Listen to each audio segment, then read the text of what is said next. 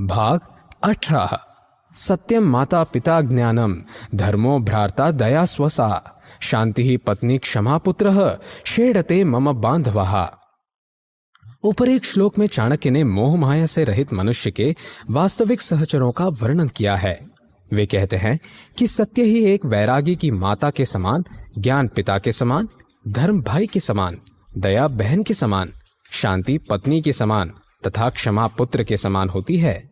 वस्तुतः इस नाशवान संसार में केवल यही उसके सच्चे बंधु बांधव हैं। इस प्रकार संसार से विरक्त होने के बाद भी मनुष्य अकेला नहीं होता। अनित्यानि शरीराणि विभवो नैव शाश्वतः नित्यम सन्निहितो मृत्युः कर्तव्यो धर्म संग्रहः। जीवन और मृत्यु एक ही सिक्के के दो पहलू हैं। मनुष्य शरीर का आरंभ जहां जीवन से होता है, वहीं अंत उसका मृत्यु से है। इसी कारणवश शरीर को नाशवान कहा गया है। रूप, यौवन, बल, बुद्धि सब कुछ मृत्यु के समक्ष शनैः ही नष्ट हो जाता है। मृत्यु कब मनुष्य को अपने विकराल पंजों में जकड़ ले, यह कोई भी नहीं जानता। इसलिए चाणक्य ने मनुष्य को सदैव धर्म का पालन करने का परामर्श दिया है। वे कहते हैं कि जीवन का प्रत्येक क्षण सत्कर्मों में व्यतीत करना चाहिए। इसी में मनुष्य का कल्याण निहित है। आमंत्रणोत्सवा विप्रा गावो नवतृणोत्सवः पत्युत्सायुता नार्यः अहम कृष्णा रणोत्सवः। उपर्युक्त श्लोक में प्राणियों के लिए विभिन्न प्रकार की आनंददायक वस्तुओं का वर्णन करते हुए चाणक्य कहते हैं कि ब्राह्मण के लिए भोज का आमंत्रण परम सुखदायक होता है। गौओं के लिए नित्य हरी हरी घास की उपलब्धता आनंद प्रदान करने वाली है। स्त्रियों के लिए पति का प्रतिदिन उत्साह में भरा रहना ही परम आनंददायक है। लेकिन चाणक्य मार काट में स्वयं के आनंद को स्वीकार करते हैं। वे कहते हैं कि युद्ध में भयंकर मार काट ही मेरे लिए उत्सव के समान है। इसी में मुझे सुख प्राप्त होता है।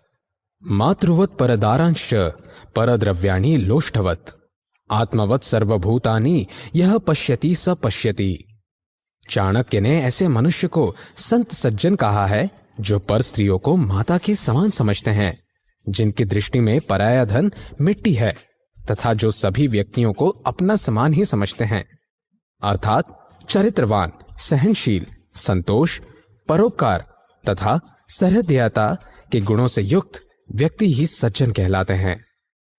धर्मे तत्परता, मुखे मधुरता, दाने समुत्साहता, मित्रे वंचकता, गुरौ विनयता, चित्ते अति गंभीरता, आचारे शुचिता, गुणे रसिकता, शास्त्रेषु विज्ञानता, रूपे सुंदरता, शिवे भजनता, त्वयस्ति भो राघवः। सज्जन मनुष्य अनेक गुणों से युक्त होता है। उसमें धर्म के प्रति तत्परता, मृदुवाणी, दानशीलता, मैत्री भाव, गुरु भक्ति, गंभीरता, सद्व्यवहार, परोपकार, शास्त्रज्ञता, सुंदर सुरुचि पूर्णता और प्रसन्नता युक्त स्वभाव आदि गुण विद्यमान होते हैं। इसके विपरीत इन गुणों से हीन मनुष्य दुर्जन कहलाता है। काष्ठम कल्पतरुः सुमेरुर चलिश्चन्तामणिः प्रस्तरः सूर्यस्तवक्ररः शशिक्षयकरः क्षारोहि वाराम निधिः कामो नष्ट तनुर्बली धृतिसुतो नित्यं पशुः कामगौ नैरतांस्ते तुलयामि भो रघुपते कस्योपमा दीयते। उपर्युक्त श्लोक द्वारा चाणक्य ने ईश्वर को सर्वोपरि कहा है। उनके मतानुसार संसार में ईश्वर ही एकमात्र शक्तिवान, परम दयालु, तीनों लोकों के स्वामी तथा कण कण में विद्यमान रहने वाले हैं। इसे स्पष्ट करते हुए वे कहते हैं कि कल्प वृक्ष मनुष्य की समस्त मनोकामनाएं पूर्ण करता है, लेकिन वह केवल लकड़ी ही है। सुमेरु पर्वत धन के भंडार से युक्त है, लेकिन वह भी केवल पत्थर है। सूर्य की किरणें प्रकाशवान होते हुए भी प्रचंड हैं, जबकि शीतलता और प्रकाश प्रदान करने वाले चंद्रमा भी क्षय रोग से पीड़ित हैं।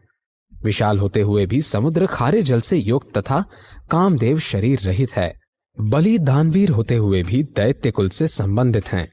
इसी प्रकार सभी कामनाओं को पूर्ण करने वाली कामधेनु भी एक गाय है।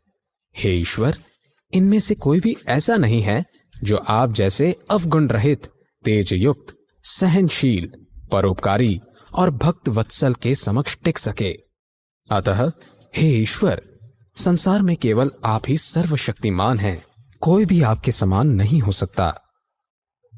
विनयम राजपुत्रेभ्यः पंडितेभ्यः सुभाषितम अनृतम धूत कार्येभ्यः स्त्रीभ्यः शिक्षेत कैतवम। मनुष्य अपने आसपास के प्राणियों से कुछ न कुछ अवश्य सीख सकता है। उपर्युक्त श्लोक में चाणक्य ने इसी कथन को प्रतिपादित किया है। वे कहते हैं कि जहां से भी शिक्षा प्राप्त हो उसे ग्रहण कर लेना चाहिए। राजपुत्रों में नम्रता और विनयशीलता का भाव होता है, अतः उनके इन गुणों को ग्रहण करके मनुष्य को सहृदय बनना चाहिए। विद्वानों से स्नेह युक्त मधुर वचन बोलने की तथा जुआरियों से मिथ्या भाषण की कला सीखना चाहिए। इसी प्रकार स्त्रियों से छल कपट का गुण भी ग्रहण करना चाहिए। अनालोक्य व्ययम कर्ता यनार्थम कलह प्रियः आतुरः सर्वक्षेत्रेषु नरः शीघ्रम विनश्यति। आय से अधिक व्यय करना, बिना बात के दूसरों से लड़ना झगड़ना तथा सभी प्रकार की स्त्रियों से संभोग करना, ये 3 कर्म मनुष्य और उसके कुल को विनाश की ओर धकेलते हैं। इसलिए मनुष्य को इनसे यथासंभव बचना चाहिए, अन्यथा शीघ्र ही उसका नाश हो जाएगा।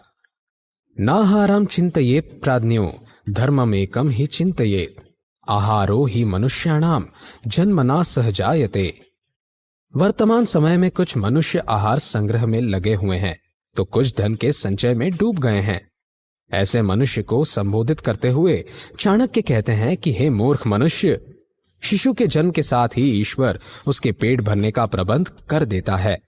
उसे जो कुछ मिलना चाहिए वह कोई भी छीन नहीं सकता। इसलिए आहार एवं धन का संग्रह छोड़कर धर्म संग्रह पर ध्यान केंद्रित करो। पेट तो पशु भी भर लेते हैं, लेकिन धर्म कर्म करके पुण्य प्राप्त करने का सौभाग्य केवल मनुष्य को ही प्राप्त होता है। इसलिए धर्म युक्त कार्य करके पुण्यों का संग्रह करो, इसी से तुम्हारा लोक और परलोक सुधर जाएगा। जल बिंदु निपातेन क्रमशः पूर्यते घटः स हेतुः सर्व विद्यानां धर्मस्य च धनस्य च। उपर्युक्त श्लोक में चाणक्य कहते हैं कि जिस प्रकार बूंद बूंद से घड़ा भर जाता है, बूंद बूंद के मिलने से नदी बन जाती है, पाई पाई जोड़ने पर व्यक्ति धनवान बन जाता है, उसी प्रकार यदि निरंतर अभ्यास किया जाए तो मनुष्य के लिए कोई भी विद्या अप्राप्य नहीं रहती। ऐसे ही अगर मनुष्य नित्य धर्म युक्त शुभ कर्म में लीन रहे तो एक दिन उसके पास पुण्यों का अथाह भंडार संभव हो जाता है।